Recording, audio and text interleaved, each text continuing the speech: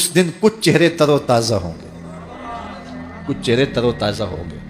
اللہ اکبر۔ لسعیھا راضیہ، جو بھی انہوں نے زندگی میں محنت کی، کوشش کی، اللہ اس کا اتنا صلہ دے گا کہ یہ راضی ہو جائیں گے۔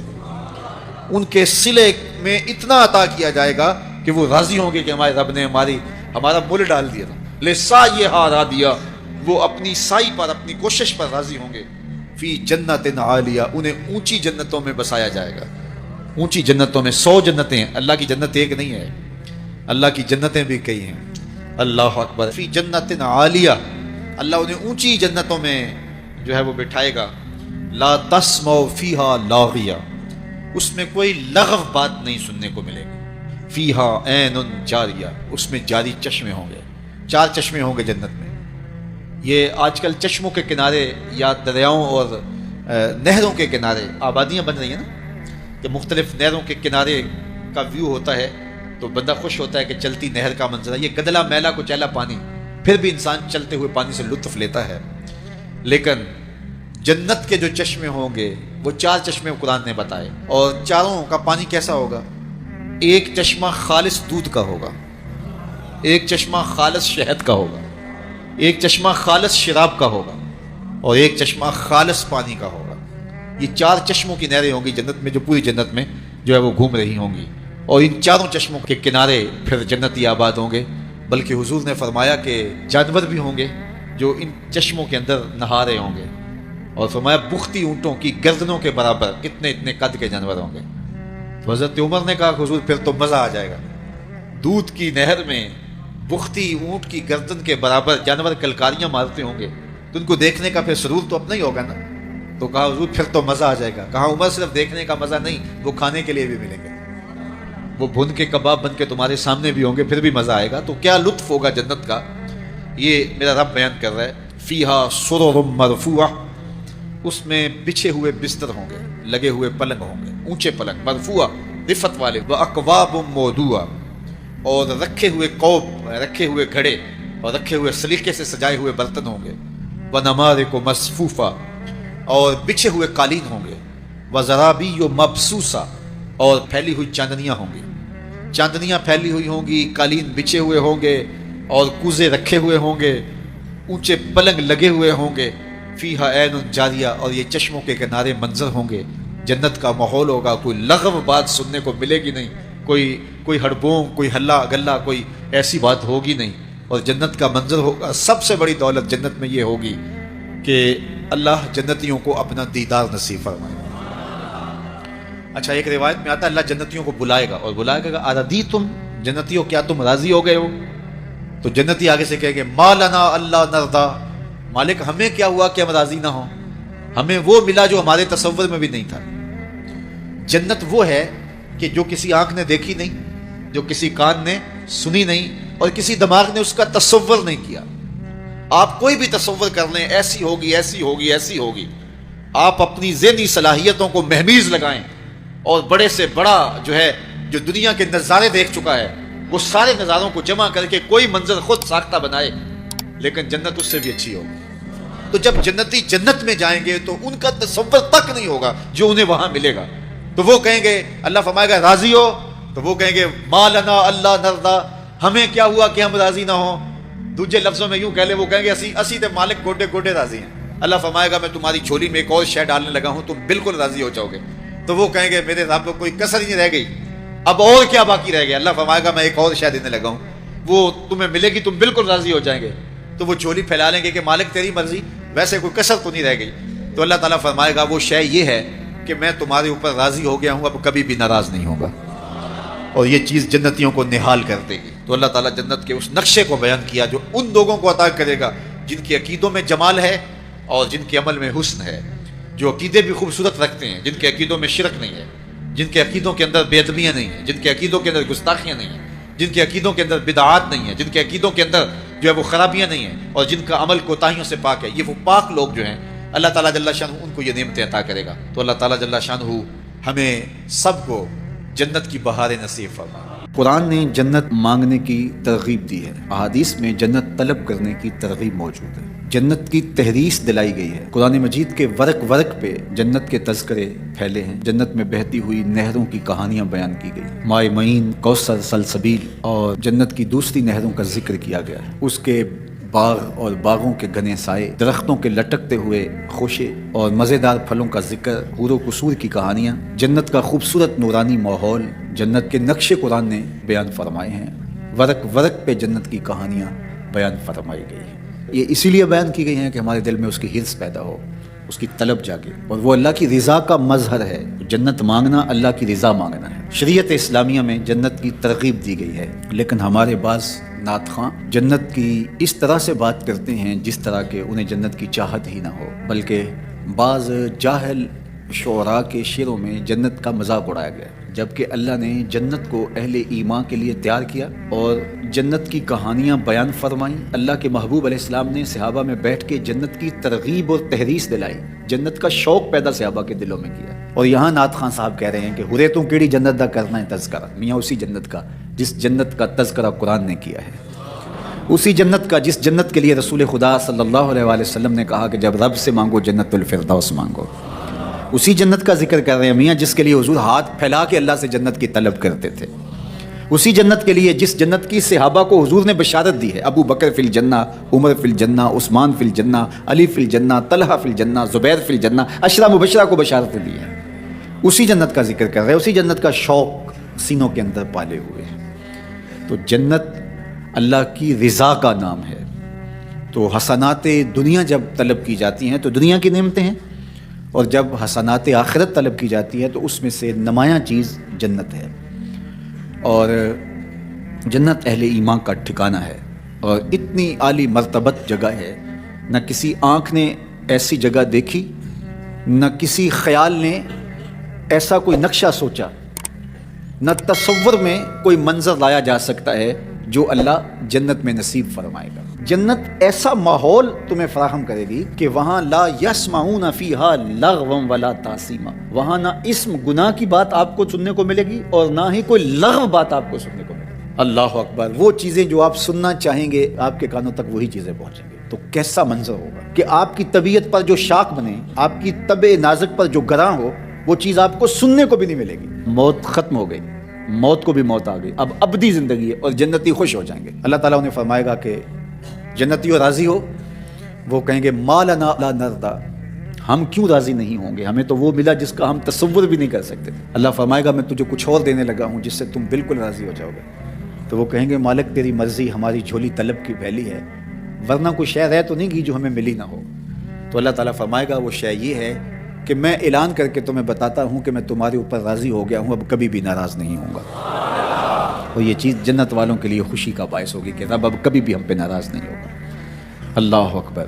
تو جب ہم کہتے ہیں اللہ ہمیں آخرت کی حسنات عطا کر دے تو اس سے مراد جنت ہوتی ہے۔ علماء کے مابین اس بات میں اختلاف ہے کہ مکہ المکرمہ افضل ہے یا مدینہ الرسول افضل ہے صلی اللہ علیہ وسلم، ایک علمی اختلاف ہے۔ بعض نے کہا مکہ افضل ہے، دلائل دیے، بڑا وزن ہے دلائل میں۔ بعض نے کہا مدینہ المنورہ افضل ہے، دلائل دیے، بڑا زور ہے دلائل میں۔ جو مدینہ المنورہ کی عظمت کے قائل ہیں، افضل ہونے کے قائل ہے، وہ مکہ المکرمہ کی عظمت کے منکر نہیں ہیں۔ جو مکہ المکرمہ کے افضل ہونے کے قائل ہے وہ مدینہ المنورہ کی عظمت کے منکر نہیں ہیں۔ یہ علمی اختلاف ہے، دلائل ہے دونوں جانب۔ بعض نے کہا مکہ شریف افضل، بعض نے کہا مدینہ شریف افضل۔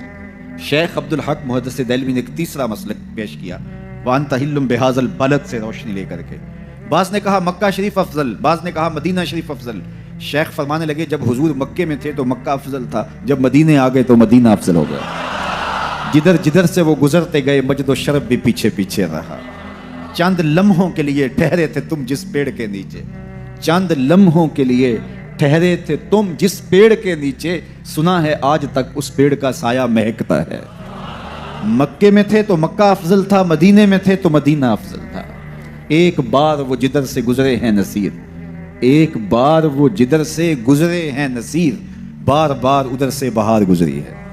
تو جو مکے میں تھے تو مکہ افضل تھا، مدینے میں آ گئے تو مدینہ افضل ہے۔ تو شرف مکان کا نہیں ہوتا، شرف مکین کا ہوتا ہے۔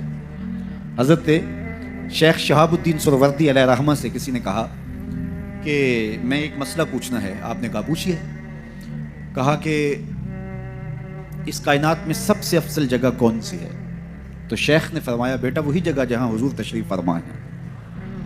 تو مرید نے دوسرا سوال کیا، اگر سب سے افضل جگہ وہ ہے تو پھر ہم جنت کی آرزو کیوں کرتے ہیں؟ تو شیخ نے جو جواب دیا سنیے، فرمانے لگے بیٹا جب حضور یہاں ہیں تو یہ جگہ افضل ہے، جب جنت میں ہوں گے تو وہ افضل ہوگی۔ تو مکے میں ہیں تو مکہ افضل، مدینے میں ہیں تو مدینہ افضل، جنت میں ہیں تو جنت افضل۔ جدھر جدھر سے گزرتے جائیں گے مجد و شرف بھی پیچھے پیچھے رہے گا۔ اور یہ میرا جوش خطابت نہیں ہے، میں اس پر ایک حدیث آپ کے سامنے رکھنا چاہتا ہوں کہ شرف مکان کا نہیں، شرف مکین کا ہوتا ہے۔ آپ نے تو یہ مسئلہ علماء سے سنا ہے کہ اگر لوگوں کو پتہ چل جائے کہ پہلی صف کا شرف کیا ہے، اجر کا حجم معلوم ہو کہ کتنا اجر ہے، تو وہ کہیں ہم نے تو کھڑے ہی پہلی صف میں ہونا ہے، تو اس پہ کوڑا ڈالا جایا کرے، اس پہ الجاؤ ہو جایا کرے۔ اب پہلی صف کون سی ہے؟ یہ جو محراب کے ساتھ والی صف ہے، یہ پہلی صف ہے نا۔ لیکن اگر امام مصلی اٹھا کر کے برآمدے میں لے جائے تو مجھے بتاؤ یہ پہلی صف رہے گی؟ اس کو شرف نصیب رہے گا؟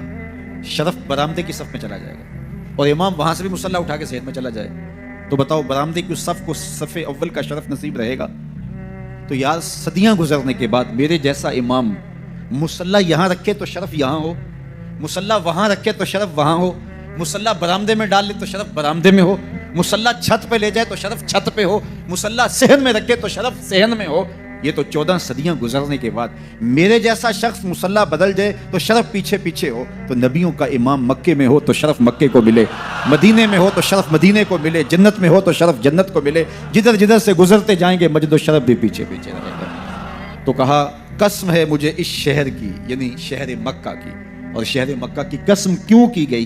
کہا محبوب اس شہر میں تو جو رہتا ہے، اس شہر کی گلیوں نے تیرے قدم جو چومے ہیں، اس شہر کی ہواؤں نے تیرے سانسوں کی مہک جو سونگھی ہے، تیرے انفاس کی مہک پھیلی ہے شہر کے کوچہ و بازار میں، اس لیے مجھے قسم کے محبوب یہاں تو رہتا ہے۔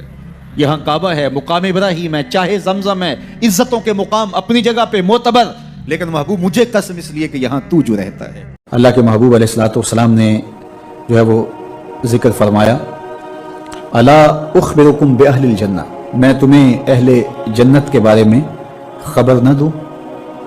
تو ظاہر ہے صحابہ نے جھولیاں پھیلا دیں اور عرض گزار ہوئے کہ ضرور ارشاد فرمائیے، چونکہ ان کو یہ آرزو تھی کہ ہم اہل جنت سے ہو جائیں، اور دوزخ سے اللہ کی پناہ مانگتے تھے۔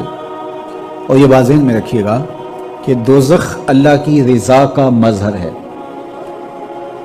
جنت اللہ کی رضا کا مظہر ہے، اور دوزخ اللہ کے قہر و غضب کا مظہر ہے۔ مطلب کیا؟ اللہ جس سے راضی ہوگا اس کو جنت عطا کرے گا، اور جس سے ناراض ہوگا اس کو جہنم میں ڈال دے گا۔ تو جنت کی طلب کرنا یہ اللہ کی رضا مانگنا ہے، اس کی خوشنودی طلب کرنا ہے، اور دوزخ سے پناہ طلب کرنا یہ اللہ جل شانہ کے قہر و غضب سے پناہ طلب کرنا ہے اور اس کی امان مانگنا ہے۔ تو اس لیے ہمیں جنت مانگنے کا حکم دیا گیا، دوزخ سے پناہ مانگنے کی تلقین کی گئی۔ اور میرے اور آپ کے آقا و مولا نے اپنے غلاموں سے کہا کہ جب بھی اللہ سے مانگو تو جنت الفردوس مانگو، یہ جنت کا اعلیٰ درجہ ہے۔ تو اللہ ہم سب کو جنت کے اعلیٰ مرتبے عطا کرے اور نار دوزخ سے ہمیں محفوظ فرمائے، آتش دوزخ سے ہماری حفاظت فرمائے۔ تو ہر صحابی کی آرزو تھی، تمنا تھی کہ ہم جنت کے مستحق ٹھہریں۔ تو فرمایا کہ الا اخبرکم باہل الجنہ، میں تمہیں اہل جنت کے بارے میں خبر نہ دوں؟ تو پھر ارشاد فرمایا الضعفاء المظلومون، جو کمزور ہیں اور مظلوم ہیں وہ اہل جنت ہیں، ایمان کی شرط کے ساتھ۔ جو مسلمان کمزور ہیں، ظلم و ستم سہتے ہیں، تو آقا کریم نے فرمایا کہ وہ اہل جنت ہیں، چونکہ بہت سارے ان کے گناہ، ان کا کفارہ ان پر ہونے والے ظلم بن جاتے ہیں۔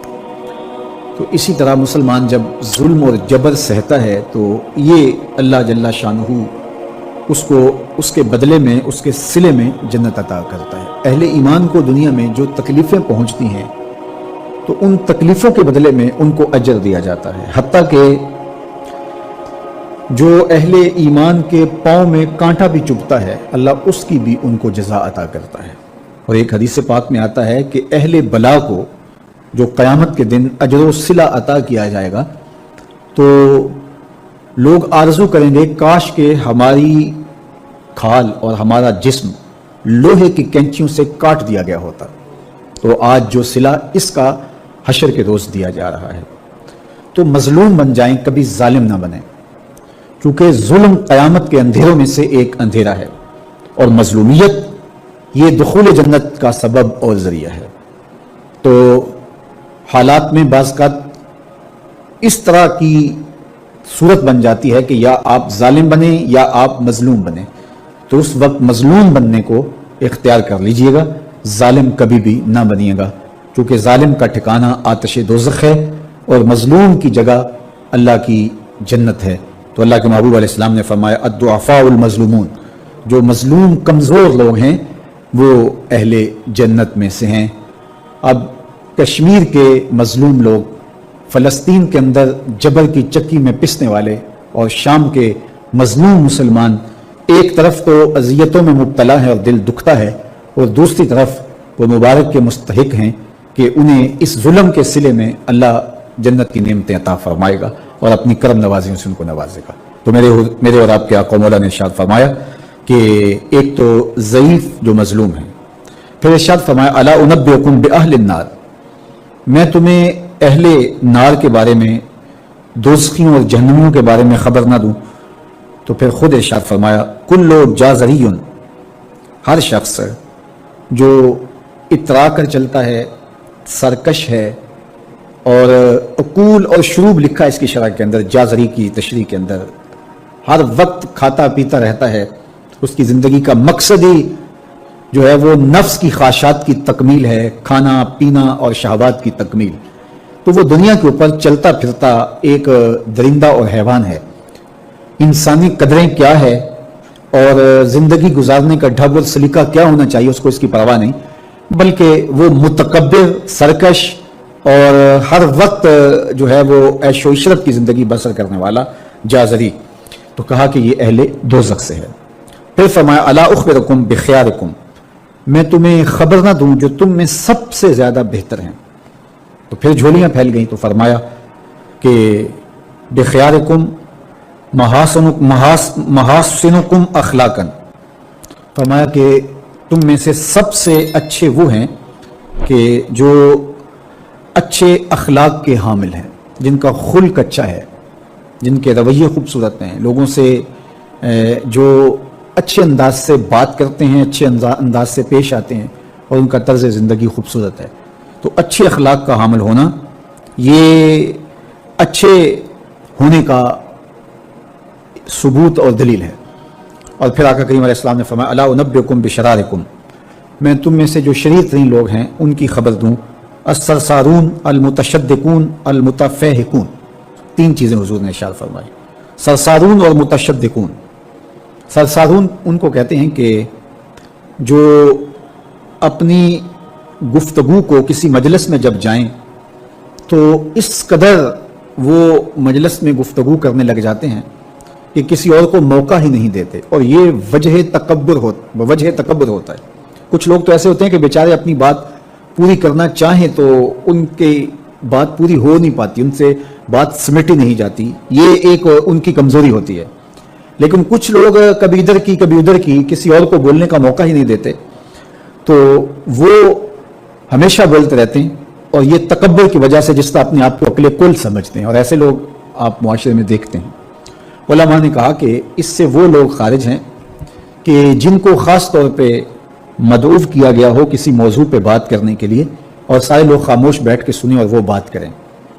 تو کسی سے بوڑھا بزرگ تھا، کوئی دانشور تھا، اسی طرح علماء کو بلایا جاتا ہے تو ان کو کہا جاتا ہے ہمیں کوئی نصیحت کیجیے، تو وہ بات کرتے ہیں، تو لوگ از خود ان کو سننے کے لیے آمادہ ہوتے ہیں اور تیار ہو کے بیٹھے ہوتے ہیں، تو وہ آدھا گھنٹہ پونا گھنٹہ وہی بولتے رہتے ہیں. تو کہا اس میں وہ شامل نہیں ہیں. یہ وہ لوگ ہیں کہ جب مجلس ہو رہی ہو تو سب لوگوں کو برابر بولنے کا حق ہوتا ہے، اور کچھ لوگ تکبر کی وجہ سے بولتے ہی رہتے ہیں، اور وہ سمجھتے ہیں کہ بس مجھے ہی حق ہے بولنے کا، اور وہ کسی کو موقع نہیں دیتے، اور کوئی بولے تو پھر اس کی بات کاٹ کے بولنے لگ جاتے ہیں. اور اسی طرح جو ہے جب بولتے ہیں متشد جو ہے وہ ان کا ایک وصف یہ بتایا گیا کہ المتشدقون المتفہقون، کہ وہ باتوں کو جو ہے وہ زبان کو منہ میں پھیر پھیر کے، ایک روایت میں آتا ہے جس طرح وہ گائے زبان منہ میں پھیرتی ہے، اس طرح وہ منہ میں زبان پھیر پھیر کے، لفظ تراش تراش کے، اور منہ کو ٹیڑھا ٹیڑھا کر کے بات کرتے ہیں، اور وہ مشکل سے مشکل لفظ بول کے غریب سے غریب الفاظ، اجنبی الفاظ بول کر کے اور اصطلاحات بول کر کے لوگوں پر اپنے علم کا، اپنی بلاغت کا روب جمانے کے چکر میں لگے رہتے ہیں۔ تو مقصود گفتگو سے معافی ضمیر کا اظہار ہے، کسی تک اپنی بات پہنچانا ہے۔ اگر کوئی شخص نکھری اور ستھری ہوئی زبان کا حامل ہو، وہ الگ بات ہے، ظاہر ہے وہ بولے گا تو اس کی گفتگو ہی خوبصورت ہوگی، اس میں اس کو تکلف نہیں کرنا پڑے گا، خود بخود الفاظ تراکیب اس کے پیچھے بھاگتی رہیں گی اور وہ خوبصورت کلام کرنے کا عادی ہے اور وہ کرتا رہے گا، وہ تو ایک امر آخر ہے۔ لیکن یہاں وہ لوگ مراد ہیں کہ جو خام خواہ کا تکلف کرتے ہیں اور زبان کو بل دے دے کے اور منہ بگاڑ بگاڑ کے مشکل لفظ بول کے اصطلاحات بول کے لوگوں پر اپنے علم کا روب جمانے کے لیے کہ میں بڑا بلیغ ہوں اور بڑا فصیح ہوں۔ جنت کی قیمت بتائی حضور نے کہ اگر تو جنت چاہتا ہے تو کسی پھنسے ہوئے کی گردن چھڑانی ہوگی یا کسی غلام کو آزاد کرنا ہوگا، اور اگر تیرے پاس یہ ہمت نہیں ہے، تیری مالی صورتحال ایسی نہیں ہے کہ تو غلام آزاد کر سکے، کسی مقروض کا قرض ادا کر کے کسی پھنسے ہوئے کی گردن چھڑا سکے، تو دو کام کر لینا، کسی بھوکے کو کھانا کھلا دینا، کسی پیاسے کو پانی پلا دینا۔ ان دو چیزوں کے بدلے کے اندر تیرا رب تجھ کو جنت عطا کرے گا۔ یہ سودا کوئی مہنگا تو نہیں ہے، کسی ضرورت مند کی ضرورت کو پورا کر دینا، کسی دکھیے کو، کسی پریشان حال کو، کسی مفلوق الحال کو، پیاس اور بھوک سے تڑپتے ہوئے شخص کی ضرورت کو پورا کر دینا، یہ دخول جنت کا سبب اور ذریعہ قرار پائے۔ آقا کریم علیہ السلام نے ارشاد فرمایا، 3 اشخاص ہیں اللہ قیامت کے دن ان کے ساتھ ہم کلام نہیں ہوگا اور نہ ان کی طرف نظر رحمت سے دیکھے گا۔ ان 3 اشخاص میں سے ایک شخص کا ذکر کیا کہ ایسا شخص جو کسی ارض فلات میں، کسی جنگل میں، کسی اجاڑ میں تھا اور اس کے پاس پانی موجود تھا، اور کوئی اور شخص بھی اس جنگل میں پھنسا ہوا ملا تو اس نے اس سے 2 گھونٹ پانی مانگا، حالانکہ اس کے پاس اتنا پانی تھا کہ اگر 2 گھونٹ پانی دے دیتا تو اس کے پاس تو پانی پھر بھی موجود رہتا، لیکن اس نے اس ڈر سے کہ ابھی میرا سفر لمبا ہے تو میں اس کو کیوں دوں، تو اس نے پانی نہیں دیا۔ کل قیامت کا دن ہوگا تو اللہ اس شخص کی طرف نظر رحمت سے نہیں دیکھے گا، کہے گا کہ میرے بندے نے تجھ سے پانی مانگا اور تو نے نہیں دیا، آج میں بھی تیری طرف التفات نہیں کروں گا۔ تو اللہ کے بندوں سے پیار کرنا یہ اللہ سے پیار کی دلیل ہے۔ تو اللہ کے بندوں کی مدد، نصرت اور اعانت یہ اللہ کے حضور عقیدتوں کا اظہار اور محبتوں کا ذریعہ ہے۔ وہ لوگ جن کو اللہ نے توفیق دی اور ان کی ضرورت سے زیادہ مال دیا ہے تو وہ معاشرے کے لاچار، مجبور، بھوک، افلاس اور ننگ کے اندر مبتلا لوگوں کی ضرور مدد اور نصرت کیجیے۔ اس وقت دنیا بھوک اور افلاس کی طرف بڑھ رہی ہے۔ آمدہ اطلاعات کے مطابق ہماری ہمسائیگی میں افغانستان کے اندر 20 ملین لوگ، 2 کروڑ لوگ ان کا بھوک سے مرنے کا اندیشہ ہے۔ اسی طرح روہنگیا کے اندر زندگی جتنی کٹھن ہے اور جس اذیت میں وہ لوگ زندگی کاٹ رہے ہیں، اسی طرح یمن کے اندر جو کچھ ہو رہا ہے اور شام کے اندر ہم اپنی آنکھوں سے مناظر دیکھیں، 50 لاکھ کے قریب لوگ سخت سردی کے اندر اذیت میں پڑے ہوئے ہیں۔ زیادہ تعداد بچوں کی ہے اور یتیموں کی ہے، بیوگان کی ہے، بوڑھوں کی ہے، مفلوق الحال لوگ جبر مسلسل کی طرح زندگی کے دن کاٹ رہے ہیں۔ ہمارے تھر کے اندر دیکھیے، زندگی کی بنیادی سہولتیں بھی ان کو نصیب نہیں ہیں۔ جس کٹھن اور تلخ زندگی سے وہ لڑ رہے ہیں، وہ زندگی گزار نہیں رہے، زندگی کاٹ رہے ہیں۔ ان کی سانسیں نیزوں کی انیاں ہیں۔ اذیت، تکلیف، بھوک، ننگ، افلاس، فاقے، بے چینی، اضطراب، دکھ، محرومیاں، ذرا ان سب بے بس، مجبور اور لاچار لوگوں کا ایک تصور کیجئے، اور ہم اپنے گھروں کے اندر جو آسودہ زندگی بسر کر رہے ہیں، تو کیا ہمارے اوپر لازم نہیں ہے کہ اللہ کا شکر بھی ادا کریں اور ان لوگوں کی مدد کے لیے مقدور بھر اپنا کردار بھی ادا کریں؟ اللہ امت مسلمہ پر آسانیاں پیدا فرمائے۔ اگرچہ کوئی کافر ہو، حتیٰ کہ کوئی جانور بھی ہو، بھوک، ننگ اور افلاس میں مبتلا ہو، ہمارا دین اس کی مدد، نصرت، اعانت اور تائید کی ترغیب دیتا ہے۔ ہمارے مذہب کا ہمارے لیے حکم ہے کہ ضرورت مندوں کی ضرورت کو پورا کرو، اس کا مذہب پوچھے بغیر، اس کا مسلک معلوم کیے بغیر، اس کی ذات پوچھے بغیر، اس کی شہریت پوچھے بغیر۔ جہاں بھی افلاس میں، غربت میں، بے چینی اور بدحالی میں کوئی بھی ہو، آپ اس کی مدد کریں، اس کی نصرت کریں۔